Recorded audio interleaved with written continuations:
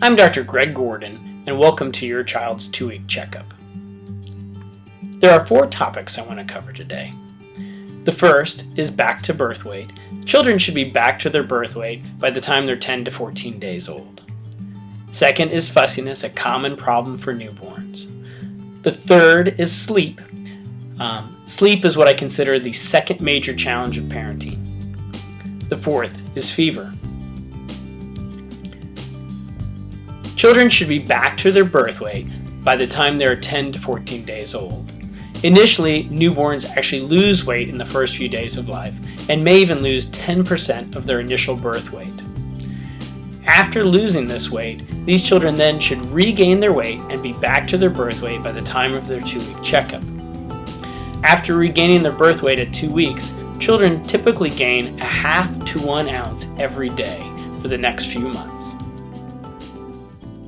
2-week fussiness. So there's a normal peak of infant fussiness around 6 weeks of life. And typically at this age, children are happy in the mornings with greater fussiness in the evenings, typically around 6 or 8 o'clock at night.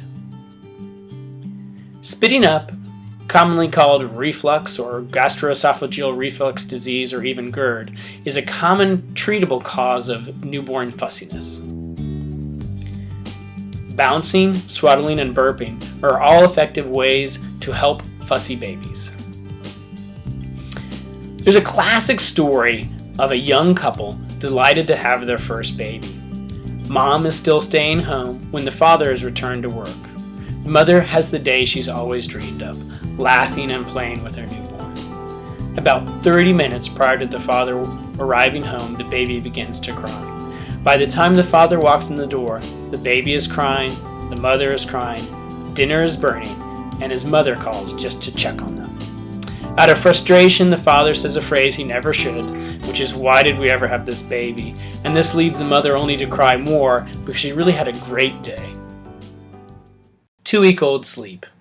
You can't have the size family that we do and not have good sleepers. All of our children have slept through the night consistently by the time they were 2 months old. My goal for my patients is for their babies to sleep great and for them to brag to all their family and friends. There are 2 major components you need to teach your child to sleep through the night. The first is you need to create the right environment for sleep. And the second is you need to establish a set bedtime routine. Creating the right environment for sleep. There are 2 major components to create the right environment for sleep. The first is a bright and stimulating day, and the second is a dark and boring night. During the day, talk at your full voice, vacuum, let your cell phone ring, watch TV if you normally do, generally be yourself. At night, we want complete contrast. At night, we want the overhead lights off, using a lamp or nightlight or even a closet light for lighting. I don't want you to turn on the TV. I don't want both parents to wake up.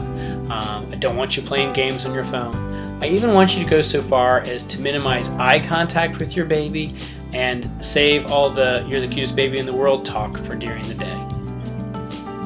Our best sleeper in our house was our 8th child. She slept through the night consistently at 2 weeks, and I really think it's because her 7 older brothers and sisters made the day so bright and so stimulating. Establishing a bedtime routine. So we separate night and day with a bedtime routine. So we start our bedtime routine about 9 o'clock in hopes of a 10 o'clock bedtime because that works best for our family.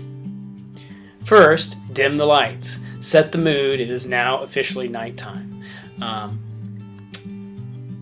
Second, feed the baby. And we've nursed babies and had to feed formula to others. And usually nursing a baby at this stage takes about 40 minutes.